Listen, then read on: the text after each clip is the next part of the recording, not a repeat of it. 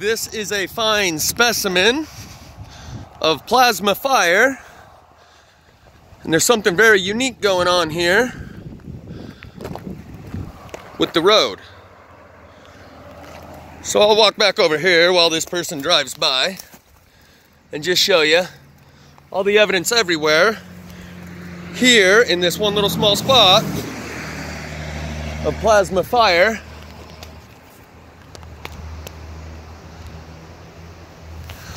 But the road right here looks like a car started on fire. In fact, you can see all these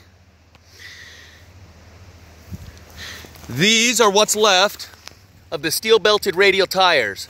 This is what happens in plasma fire. It reduces the tire to this.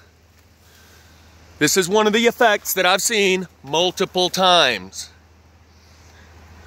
It looks like a car caught fire right here. It looks like a car caught fire right here, right? And I'm going to show you on the back of my truck where the satellite receiver sits, that I believe that guy's truck picked up the electromagnetic frequencies, and that's why it took out half of his truck. I've explained this before. On my first live plasma fire, a couple miles down the road was a truck on the side of the road with a couple of fire engines by it, a bunch of white stuff on the ground, the stuff they sprayed on the truck to put out the fire, and half of the cab was missing. And I'm going to explain how I think, once I get up there to the truck and show you where they mount the satellite receivers on all of these, that's what happened. His receiver picked up the EMFs.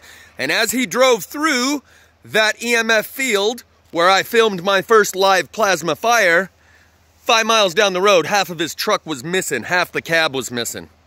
Or he was the target, and as he drove by the place where I ended up filming live plasma fire, these things picked up the EMFs, and I jumped out and filmed the plasma fire, and then 5 miles down the road, I see his truck. Anyway, so you can see there is a circle of burn area right here. And you can see all of these trees are burned only on the street-facing side with a straight line going all the way up the tree. Most people would say, that tree burned because a car started on fire right there. When you see this, you know there's more to the picture than that. This tree is also burned only on the street-facing side. But I want to show you these lines real quick, because these are very distinct and good examples.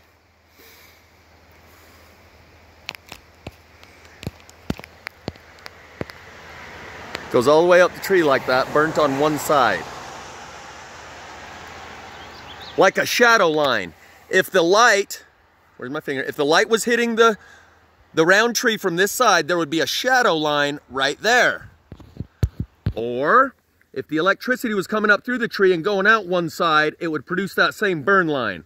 The light is coming from the inside and then grounding toward that direction, as opposed to light coming from that side, hitting it right here and leaving a shadow line. That is a shadow line. But I believe the light is coming from the inside, ground up.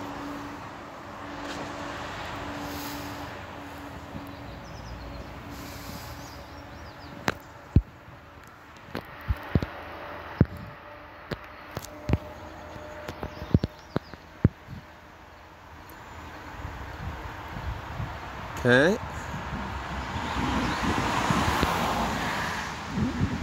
All the way up the tree. All the way up both these trees. So they both got straight line burn, as well as this one. As well as this one back here. You can see the straight line right there. The mystery about this one is the car that was right here when it happened. Was the car in the crosshairs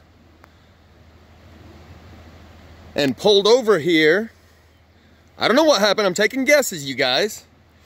But this is plasma fire, and a car got smoked right there.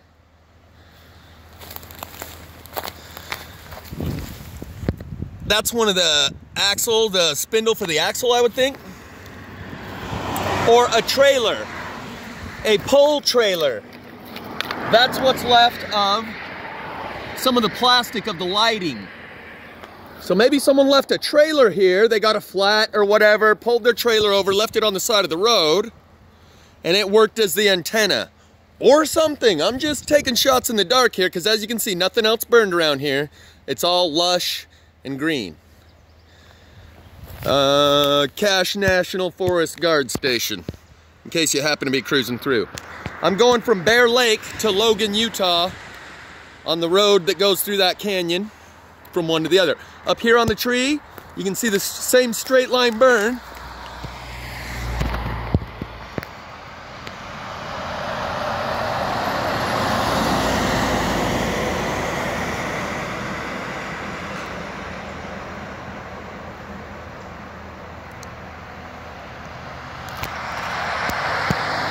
Same straight line burn going up this branch.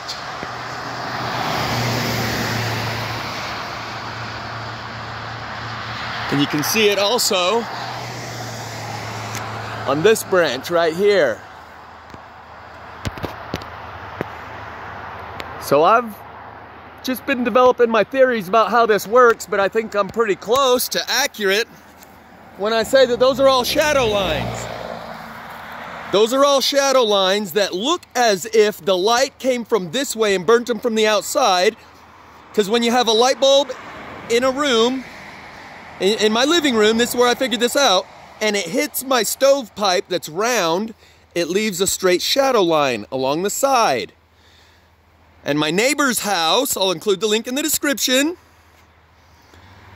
had the telephone poles burnt just like that, along with a square post, burnt on two sides, not burnt on the other two sides. So the square post shows you how a shadow line would hit a square post on two sides, not the other two, and the round pole shows the effect of a shadow line on a round pole.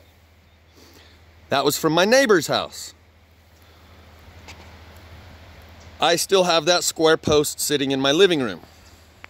The day that they came to put out the fire, they jerked that square post up and threw it over in the bushes. I didn't find it until 3 days later on my second plasma fire video, or a day later, when I noticed it buried in the bushes with a little orange marker painted on it.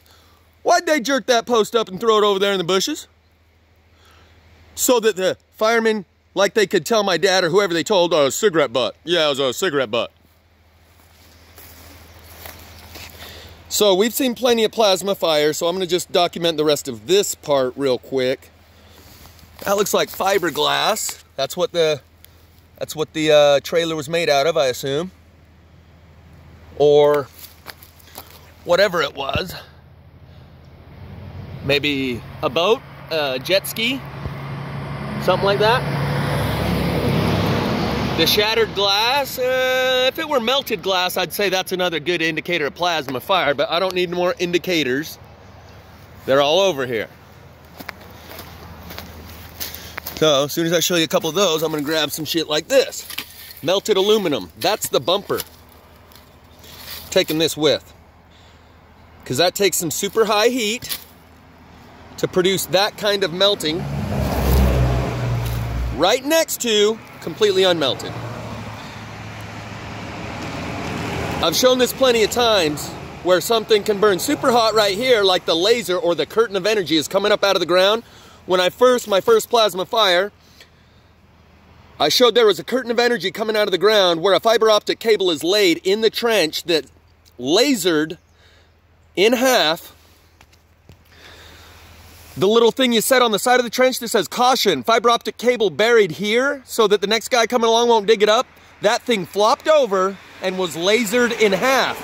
And it's really durable plastic on both sides and dust in the middle. That's approximately what happened here. You can have super high intense heat right next to nothing. What I was coming over here to show you is all the evidence that the amateur might still need to know that what I'm showing you, that I know what I'm talking about. But if you can see those shadow line burns running up the tree and you still try and say, oh, car started fire and it started the tree on fire, and I'm going back to stick my head in the sand. But the interesting thing is, so this tree has a root ball underground, and the roots mirror the branches above, approximately. The root system below a tree mirrors the branches above the tree, and that's why this burn circle around here matches the edge of the branches above. And this is the biggest tree around here, so it's got the biggest roots that went the deepest.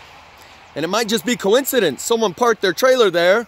This tree grabbed the frequencies and drew them close enough to whatever it was that burned up right there.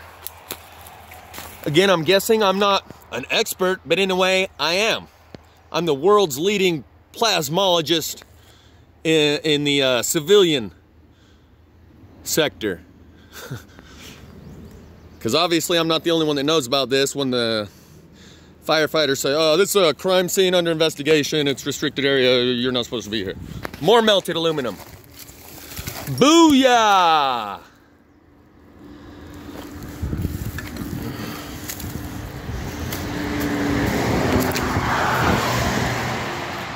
This is what we first saw in 2018, maybe even 2017 in the plasma fires in California, where from the cars you could see the streaming rivets of aluminum that were running down the road because they had turned to liquid and then solidified. And the first thing I ever saw was one of these reporters pick up one of these pieces of aluminum that had ran from the rims on down the road. And that might be what that is. That might be a rim. But that was clear down here. So let's go look back over here again.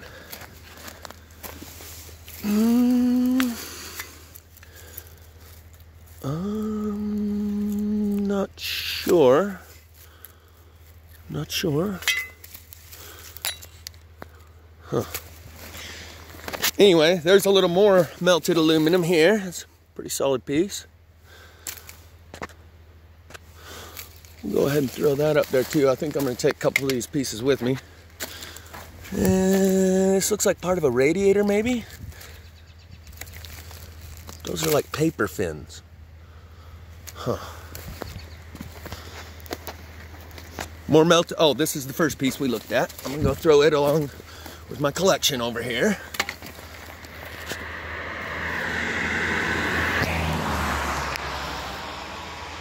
You can see how it's highly burnt there and there compared to the surrounding woods. But that's not really the main focus here. So I'm gonna wrap this up. Maybe just circle around, that way later on if I want to look at it for higher detail.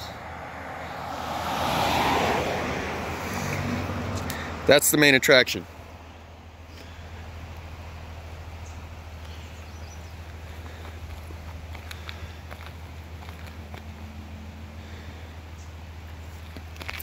And the fact that this burn is super hot burn, but only in a small circle, matching the root pattern below of the branch pattern above.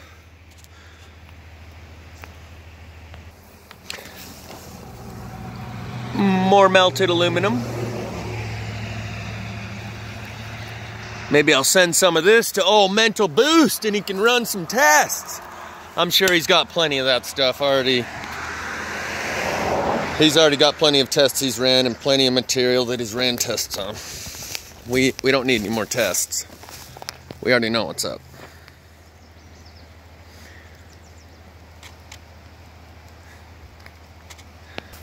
So I'll just draw your attention to the fact that that melted aluminum was here and here, yet we have unburned wood. In the same proximity of the aluminum that reached such high temperatures it melted, unburned wood. That's how these fires work, in mysterious ways. I just found another clue that might be pertinent. This is either a water line or gas line. That is underground irrigation to let the water flow from the mountain under the road.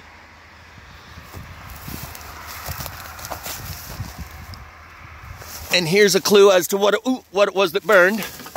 Looks like a headlight. Oh, it was a headlight.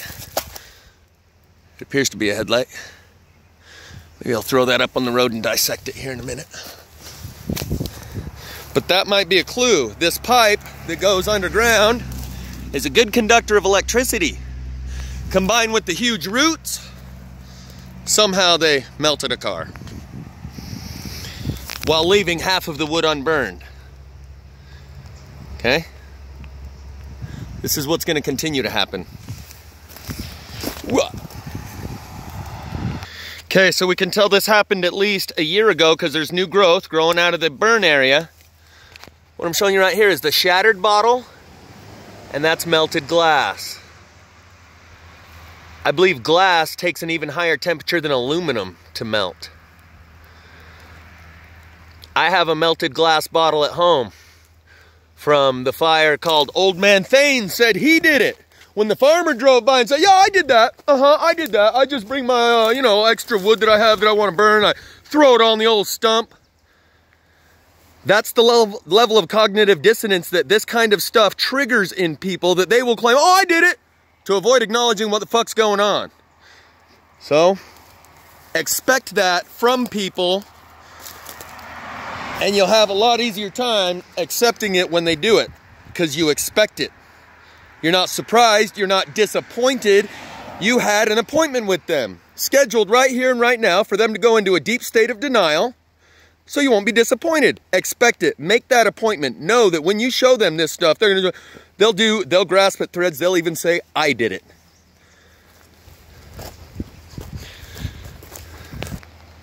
So there's a good wide angle shot. That's as far back as the burn goes. Nothing over here. So this was a highly intense, specific, and localized, very specific location, but very intense. John Keane keeps talking about how they say China has directed energy plasma weapons that can strike a single person. And after the Paradise Fire, there was video that they have obviously gotten rid of now, where a guy walks up to a car and the person sitting in the driver's seat has been reduced to a pile of bones.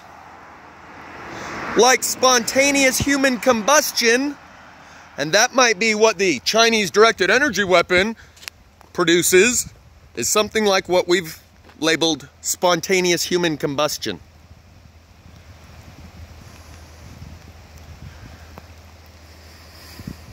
And they might be telling you the Chinese have this technology, just like they're telling you that's our technology up there. Oh yeah, that's our technology over there too. Yeah, the Chinese and the Russians did this. To keep you from knowing that they're not the sheriff in town anymore. So spontaneous human combustion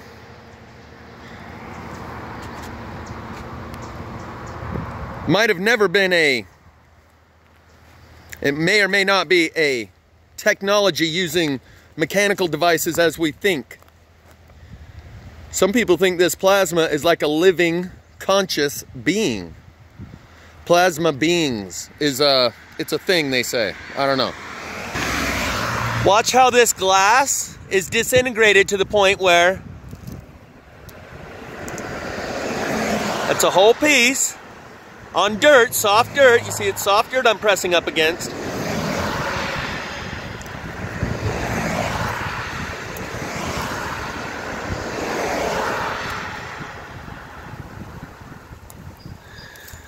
You ever seen glass do that? I should probably take some of this with me.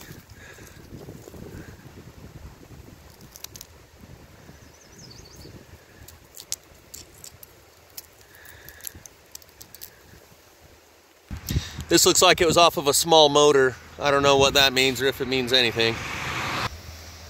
I failed to notice this the whole time. It's melted right to the post down here.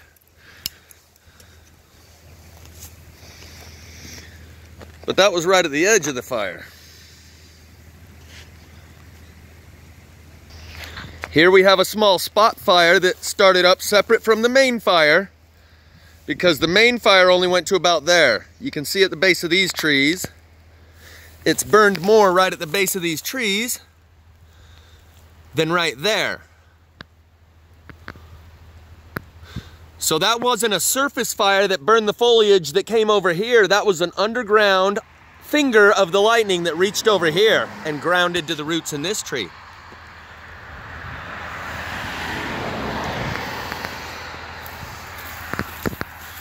Because you can see the unburned area, far more unburned in here. In fact, let's just move that stick on over. Just so we're clear, that's two separate fires. That's an underground finger of the lightning, like in the plasma globe where the little fingers are all going like this and you can touch the outside glass and they all draw to your finger. One of those little fingers of plasma came up here.